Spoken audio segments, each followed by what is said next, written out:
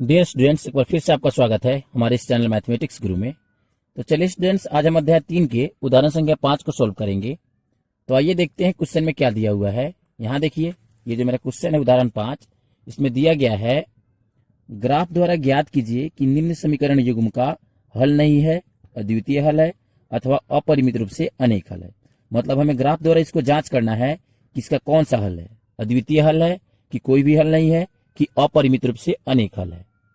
हमने तो इसके बारे में आपको बता रखा है इंट्रोडक्शन में। तो हम इसे कैसे सोल्व करेंगे, यहाँ देखिए, ये तो मेरा इक्वेशन बनाया हुआ है फर्स्ट, लेकिन ये देखिए ये मेरा बटे के रूप में है। तो हमें इस बटे को पहले हटाना पड़ेगा, तभी तो ये मेरा सोल्व होगा, अदरवाइज ये मेरा सोल्व हो ही नहीं पाएगा। तो हम क्या करेंगे, इस वाले इक्वेशन को ऐसे ही रहने देंगे, सिर्फ इसको तोड़ेंगे। ठीक है, इसको क्या करेंगे, बटे का जोड़ और घटाव कर लेंगे, बटे का जोड़ घटाव करेंगे, तब ये जाके मेरा सोल्व हो पाएगा। तो आइए इसको सोल्व करेंगे। सोल्व में हम कैसे करेंगे, यहाँ देखिए, ये जो मेरा दिया गया क्वेश्चन है ना, सर्वप्रथम हम इसे उतार लेते हैं। क्या दिया गया है, 5x माइनस 8y और प्लस 1 इज इक्वल टू 0। ये हमारा इक्वेशन 1 दिया गया है। तो आइए इसको भी पहले सजा लेते हैं। तो ये क्या हो जाएगा, ये मेरा 5x और माइनस 8y, और यहाँ पे ये प्लस में है तो इस साइड में जाएगा तो क्या हो जाएगा, माइनस में 1 हो जाएगा। ये मेरा इक्वेशन फर्स्ट हो गया। ठीक है, अब हम क्या करेंगे, सेम लाइक उसको भी इसको करेंगे। ये जो दिया गया है ना, उसी तरह इसको भी हम सॉल्व करेंगे। यहाँ क्या दिया हुआ है, लिखेंगे पुनः। पुनः में क्या दिया गया है, 5x है नहीं 3x है। ठीक है, तो 3x और माइनस 24/5 और y plus 3/5 is equal to 0। ठीक है, ये हमें दिया गया है। अब हमें क्या करना है, इसको सॉल्व करना है। तो आइए पहले इसको साइड में रख लेते हैं, उसके बाद हम इसे सॉल्व करेंगे। तो इसे हम कैसे सॉल्व करेंगे, इसे सॉल्व करने के लिए हम सबसे पहले इसे बटे का जोड़ कर लेते हैं। इसके नीचे कुछ नहीं है तो एक हिडन है। इन सभी का हम एलसीएम निकालेंगे, 5 5 और 1 का, तो हमें 5 प्राप्त होगा। और हम 1 का टेबल कितने बार पढ़ेंगे, 5 आएगा 5 बार, तो हमें 5 से ऊपर वाले में गुणा कर लेना है। तो 3 में 5 से गुणा करेंगे, 3 5 15 और माइनस हो जाएगा, और 1 से तो 1, और 5 से 5 कितने बार में कटेगा, एक बार में, तो हमें 24 का पहाड़ा एक बार पढ़ देना है। तो ये मेरा 24y हो जाएगा, y है तो y, और प्लस यहाँ देखिए 5 का टेबल कितने बार पढ़ेंगे, 5 आएगा एक बार, तो हमें 3 का टेबल एक बार पढ़ लेना है, तो ये 3 हो जाएगा, और इज इक्वल टू 0। अब क्या करेंगे, इसको हम क्रॉस मल्टीप्लाई कर लेते हैं। ये जो मेरा दिया गया है ना, इसको हम क्रॉस मल्टीप्लाई कर लेते हैं। यहाँ कुछ नहीं तो एक हिडन है, तो इन सभी को हम एक में गुणा कर लेते हैं। तो ये 15x हो जाएगा, और माइनस 24y और प्लस 3 इज इक्वल टू, जब हम 0 में 5 से करेंगे तो ये मेरा 0 हो जाएगा, क्योंकि किसी भी अंक को हम 0 में गुणा करते हैं ना, तो वो मेरा 0 हो जाता है। अब क्या करेंगे, आप यहाँ देख सकते हैं इसमें क्या कॉमन है, थोड़ा नजर दौड़ाइए। इन सभी को हम 3 के टेबल में ले सकते हैं, सभी 3 के टेबल में है, तो हम 3 को कॉमन ले लेंगे। कॉमन का मतलब होता है जो सभी में कॉमन हो, कॉमन का मतलब जो सभी पहाड़े में हो। ठीक है, ये सभी 3 के टेबल में है, तो हम 3 को कॉमन ले लेंगे। और 3 का टेबल कितने बार पढ़ेंगे तो 15 आएगा, 5 टाइम, तो 5x हो जाएगा, और माइनस फिर 3 का टेबल कितने बार पढ़ेंगे, 24 आएगा 8 टाइम, तो ये मेरा 8, और y है तो y हो जाएगा, प्लस है तो प्लस, 3 का टेबल कितने बार पढ़ेंगे, 3 आएगा 1 टाइम, तो 1 लिख देंगे, और प्लस 0 है तो 0। अब आप यहाँ देख सकते हैं ये जो 3 है ना, यहाँ पे कोई भी चिन्ह नहीं छुपा हुआ है, तो यहाँ गुणा है। जहाँ कोई भी चिन्ह नहीं होता है ना, वहाँ गुणा हिडन होता है। ठीक है, तो यहाँ एक गुणा में है, उस साइड में भेजेंगे तो ये मेरा भाग में हो जाएगा। तो आइए इसको उस साइड में भेज लेते हैं। तो ये मेरा हो जाएगा 0 और बाई 3 हो जाएगा, बटे के रूप में आ जाएगा। इसको कटाएंगे तो ये मेरा 0 हो जाएगा। ये मेरा 5x minus 8y plus 1 is equal to 0 हो गया। अब इसको हम सजा लेंगे। यहाँ देखिए, ये जो मेरा 1 है ना, यहाँ पे प्लस में है, इसको हम उस साइड में भेज लेते हैं। तो ये मेरा क्या हो जाएगा, यहाँ प्लस में है, इस साइड में आएगा तो ये मेरा माइनस में 1 हो जाएगा, और ये मेरा इक्वेशन सेकेंड हो गया। तो अब आप यहाँ देख सकते हैं ये मेरा दोनों इक्वेशन इक्वल हो गया। 5x minus 8y is equal to -1 ये भी है, और 5x minus 8y is equal to -1 ये भी है। जब दोनों इक्वेशन सेम होता है ना, तो ये मेरा क्या हो जाता है, समपाती हो जाता है। आइए इसको हम सोल्व कर लेते हैं। हमें ग्राफी रूप से कह रहा था सोल्व करने के लिए, तो हम इसको ग्राफी रूप से क्या करेंगे, ग्राफ के लिए हम क्या करते हैं, सर्वप्रथम इक्वेशन 1 को लेते हैं और लिखेंगे समीकरण 1 से समीकरण 1 और 2 तो दोनों सेम है, ठीक है, दोनों सेम ही है, तो हम किसी एक को ले लेते हैं, इसको ही ले लेते हैं, दोनों सेम ही है तो किसी को भी ले लेंगे तो कोई दिक्कत नहीं होगा, ठीक है। तो अब हम क्या करेंगे, ये मेरा 5x रह जाएगा और किसी एक मान को हमें इस साइड में भेज लेना है, यहाँ माइनस में है तो इस साइड में ये मेरा प्लस में हो जाएगा, ठीक है, प्लस में 8y हो गया। अब हम क्या करेंगे, इसको आगे सॉल्व करेंगे। यहाँ देखिए, यहाँ पे कुछ नहीं तो गुणा ही देना, ठीक है, तो ये जो 5 गुणा में है ना, इस साइड में आएगा तो क्या हो जाएगा, ये मेरा भागा में हो जाएगा, मतलब बटे के रूप में हो जाएगा 5, ठीक है। अब आप यहाँ देख सकते हैं ये जो x है ना, ये मेरा अकेला बच गया है, तब हम क्या करेंगे, एक बॉक्स तैयार कर लेंगे। आइए एक बॉक्स तैयार कर लेते हैं और मान को हम पुट कर लेंगे इसमें और इसे हम सॉल्व कर लेंगे। तो यहाँ देखिए हमने एक बॉक्स तैयार कर लिया है, अब इसके मान को पुट करते हैं। आप यहाँ चाहे तो कोई भी अंक रख सकते हैं, ठीक है, कोई भी आप मान रख सकते हैं, कुछ भी। तो अगर हम यहाँ पे 1 रखेंगे ना y का मान, तो 8 में 1 से गुना होगा 8 हो जाएगा, और 1 घटा देंगे तो 7, 7 तो 5 के टेबल में आता ही नहीं है, तो हम 1 नहीं रख पाएंगे।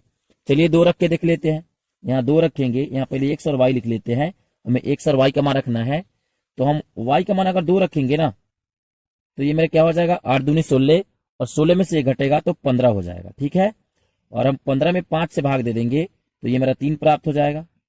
और फिर यहाँ पे मान रख लेते हैं, यहाँ पे आप रख लेंगे 3, ठीक है, माइनस में 3 रख लेते हैं, तो ये 8 3 24, माइनस में 24 हो जाएगा, और माइनस में 1 जोड़ेंगे तो माइनस में 25, और माइनस में 25 को हम 5 से भाग देंगे, यहाँ देखिए, तो ये मेरा कट के माइनस में 5 आ जाएगा, ठीक है। हालांकि मेरा दोनों इक्वेशन सेम है तो मेरा दोनों का इसी तरह बनेगा, ठीक है। समीकरण 2 भी जब हम बनाएंगे समीकरण 2 से, तो भी मेरा इसी तरह होगा। तो समीकरण 2 भी सेम है, तो हम सेम इसी को क्या करेंगे, ग्राफ पे दर्शा देंगे, और ऐसे ही इसको भी सोल्व कर लेंगे। यहाँ ये माइनस में इस साइड में आएगा तो प्लस में हो जाएगा, ठीक है।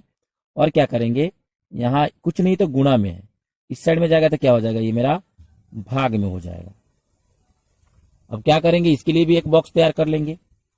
सेम तो मान दोनों सेम ही होगा, क्योंकि दोनों का ये जो इक्वेशन है ना सेम है, और जो दोनों इक्वेशन सेम होता है उसका दोनों मान सेम होगा, और ग्राफ पे भी वो सेम ही बनेगा। यहाँ 3 है तो 3 रख लेंगे, -5 है तो -5, यहाँ 2 है तो 2, और यहाँ -3 है तो -3।